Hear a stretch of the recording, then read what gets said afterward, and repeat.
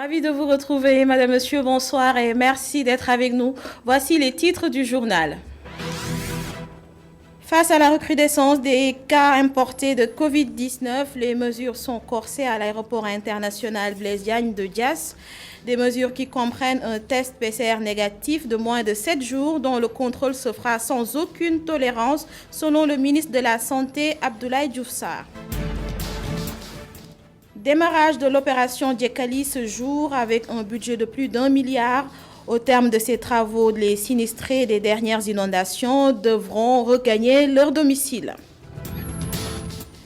Le Sénégal occupe la 3e place des pays où l'on compte plus de chômeurs selon un rapport de l'Organisation internationale du travail, un rapport confirmé par les Sénégalais qui décrit le manque d'emplois criard et pointe du doigt l'État du Sénégal. Voilà pour le sommaire, tout de suite le développement.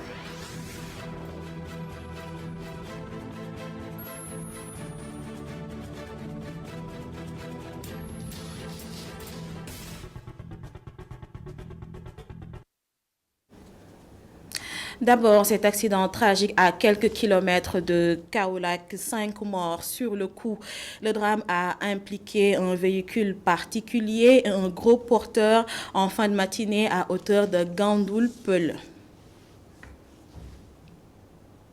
Comme vous le savez, avec le retour des cas importés de Covid-19 au niveau de l'aéroport international Blaise Diagne, les autorités ont pris de nouvelles mesures pour freiner la propagation de la maladie. En visite à l'aéroport en compagnie du ministre des Transports, celui de la Santé a précisé qu'à partir du 1er novembre, tout voyageur à destination du Sénégal doit présenter obligatoirement un test PCR Covid négatif datant de moins de 7 jours. Il n'y aura aucune tolérance dans le contrôle, selon Abdoulaye Diouf Sarr, interrogé par Babacar Seck. Il y a un phénomène qui avait été traité au début de la pandémie qui revient dans notre jargon. C'est le fameux cas importé. On l'a traité pendant une bonne phase de croissance jusqu'à la maturité. On est en train maintenant d'être dans une décroissance de la courbe et le cas importé revient. Et le cas importé est porteur de risques. Quand il y a un cas importé, le cas importé, s'il n'est pas traité, va dans la communauté et risque effectivement de créer une propagation de la pandémie. Il faut qu'on développe des stratégies pour faire tendre le risque vers zéro. Je crois que c'est ça l'objectif. Même si on sait que zéro risque n'existe pas. Nous invitons vraiment de ce point de vue qu'il y ait zéro tolérance par rapport aux tests qu'il faut imposer aux voyageurs au moment d'embarquer. Si on a zéro tolérance à ce niveau, arrivé à destination, il nous reste simplement à gérer l'arrivée en termes donc de rigueur au niveau du contrôle sanitaire aux frontières. Il faut absolument être vigilant jusqu'à la dernière seconde. C'est la recommandation forte qui est faite aussi à nos services au niveau des frontières. Et orientons-nous dans l'optique ou la dynamique de satisfaction de ce client qui, bien entendu, a besoin d'être rassuré. Et dans le même registre, 20 tests sont revenus positifs sur un total de 1084. Un décès a été enregistré, 6 patients sont en réanimation et 67 autres déclarés guéris. Plus d'1 milliard de francs CFA, c'est le budget de l'opération Djekali. Les travaux entamés aujourd'hui même vont durer une dizaine de jours afin que les sinistrés regagnent leur domicile. Des dispositions seront prises pour que les travaux s'achèvent le plus rapidement possible. Aïssatou Diak, Moussa Fall.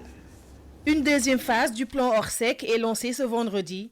Les travaux démarrent avec un budget de plus d'1 milliard de francs CFA. Finalité, le retour à domicile des sinistrés. Nous avions donc avec vous lancé l'opération Fendi pour pomper les eaux, traiter les zones critiques et assister les populations. Pour la région de Dakar, le plan Orsec de manière globale va dépasser 1,5 milliard. Cette opération a donné d'excellents résultats et aujourd'hui que la plupart des sites ont été libérés des eaux, nous procédons à une seconde phase. C'est pour permettre déjà aux populations qui sont au niveau des sites de recasement de rejoindre leur domicile libéré des eaux. C'est également pour les assister. Tout le matériel est disponible. Les travaux seront accélérés afin d'éviter des maladies hydriques. C'est pourquoi aujourd'hui nous allons, avec nos services techniques, notamment la région médicale, la PRA de Dakar, PRA c'est la pharmacie régionale d'approvisionnement, le service d'hygiène, donc la brigade régionale d'hygiène, prendre des dispositions pour que les différents quartiers où il y avait de l'eau et qu'on a pu libérer de ces eaux-là, que ces quartiers soient traités. Je dois dire également que le traitement a démarré, mais nous allons accélérer le rythme pour que, évidemment, enrayer tout risque de contamination, tout risque de maladie liée à la présence des eaux. 500 camions de sable seront mis à la disposition des différents acteurs pour assainir les établissements scolaires. Nous allons vers la rentrée des classes et nous sommes en train de travailler à libérer ces établissements scolaires des eaux. À la suite de cela, il y aura des charges de sable. Avoir 500 camions de charge de sable de dune, pour remblayer, pour assainir aussi bien les établissements scolaires que les espaces publics. Après le plan Fendi, l'opération Diekali vient s'y ajouter pour que les victimes des inondations puissent retourner à leur domicile le plus rapidement possible. Aïssatou Diack, des familles sinistrées sont toujours dans les sites de recasement de Keur Massar et de Jaxaay. Elles vont rejoindre leur domicile dans quelques jours. Les chiffres exacts concernant le nombre de sinistrés de la région de Dakar communiqués par les sapeurs-pompiers. Alassane Sall, le gouverneur de la région de Dakar, est au micro de Aïssatou Diack. Une deuxième phase du plan Orsec est lancée ce vendredi. Les travaux démarrent avec un budget de plus d'1 milliard de francs CFA. Finalité, le retour à domicile des sinistrés. Nous avions donc avec vous lancé l'opération Fendi pour pomper les eaux, traiter les zones critiques et assister les populations. Pour la région de Dakar, le plan Orsec de manière globale va dépasser 1,5 milliard. Cette opération a donné d'excellents résultats et aujourd'hui que la plupart des sites ont été libérés des eaux, nous procédons à une seconde phase. C'est pour permettre déjà aux populations qui sont au niveau des sites de recasement de rejoindre leur domicile libéré des eaux. C'est également pour les assister. Tout le matériel est disponible. Les travaux seront accélérés afin d'éviter des maladies hydriques. C'est pourquoi aujourd'hui nous allons, avec nos services techniques, notamment la région médicale, la PRA de Dakar, PRA c'est la pharmacie régionale d'approvisionnement, le service d'hygiène, donc la brigade régionale d'hygiène, prendre des dispositions pour que les différents quartiers où il y avait de l'eau et qu'on a pu libérer de ces eaux-là, que ces quartiers soient traités. Je dois dire également que le traitement a démarré, mais nous allons accélérer le rythme pour que, évidemment, enrayer tout risque de contamination, tout risque de maladie liée à la présence des eaux. 500 camions de sable seront mis à la disposition des différents acteurs pour assainir les établissements scolaires. Nous allons vers la rentrée des classes et nous sommes en train de travailler à libérer ces établissements scolaires des eaux. À la suite de cela, il y aura des charges de sable. Avoir 500 camions de charge de sable de dune, pour remblayer, pour assainir aussi bien les établissements scolaires que les espaces publics. Après le plan Fendi, l'opération Diekali vient s'y ajouter pour que les victimes des inondations puissent retourner à leur domicile le plus rapidement possible. L'actualité, c'est également le rapport publié par l'Organisation internationale du travail qui donne au Sénégal le 3e sur le podium des pays les plus touchés par le chômage. Les personnes rencontrées le vivent difficile de trouver un emploi dans ce pays. La plupart pointent du doigt l'État du Sénégal. Aminata Ba et Seydina Mbaye se sont rendus dans certains quartiers de Dakar. Reportage. Nous les avons trouvés sur l'avenue Cheikh Anta Diop de Dakar, en train de discuter. Cheikh Sani, interrogé sur le rapport de l'Organisation internationale du travail qui donne le Sénégal 3e pays où le chômage est plus élevé, n'est pas surpris. Donc je crois bien que ce serait vraiment une position en tout cas vérifiée. Donc je crois que c'est une sorte de confirmation pour la plupart des pays africains. C'est des pays qui sont classés pays en voie de développement. Donc le Sénégal aujourd'hui, je crois que voilà, le chômage, on le constate surtout nous, en tout cas des étudiants, nous le constatons, nous le vivons. Nous savons nettement que le chômage, en tout cas le taux du chômage est très élevé. Et si vous n'avez aucune formation professionnelle, donc vous n'êtes pas du coup qualifié. Et cela pose le seul problème, en tout cas pour la plupart des étudiants. Même opinion pour ce jeune rencontré à la Médina. Il y a beaucoup de jeunes dans ce pays qui peinent à obtenir du travail. J'ai un petit travail, mais il ne peut pas me permettre de régler tous mes problèmes. C'est vraiment difficile. Nous nous considérons comme des chômeurs. Une situation que cette mère de famille déplore.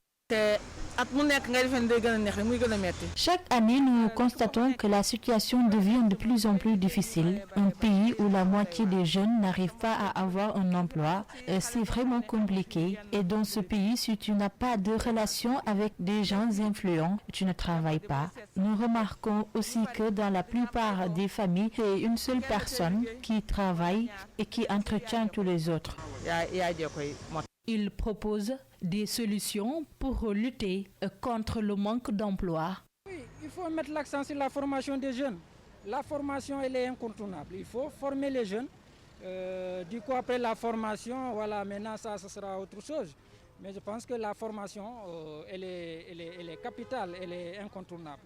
Donc, ce sont les privés qui doivent créer l'emploi. Parce que l'État, si vous regardez à partir des concours, l'État recrute environ moins de 10%. Donc l'État, ce que l'État a à faire, c'est un peu de revoir les politiques, voilà, de mettre en place des politiques favorables pour que les entreprises investissent et recrutent. Voilà.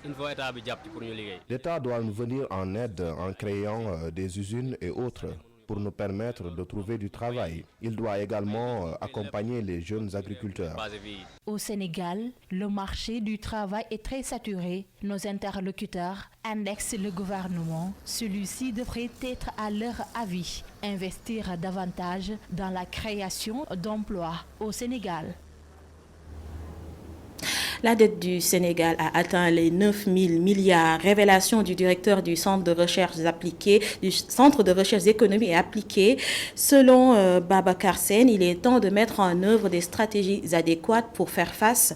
C'était à l'occasion d'une rencontre consacrée à la dette africaine, rencontre qui a réuni des économistes universitaires. Les propos de Babacar Sène sont recueillis par Mam Abdougué Kassé et Seydina Meng.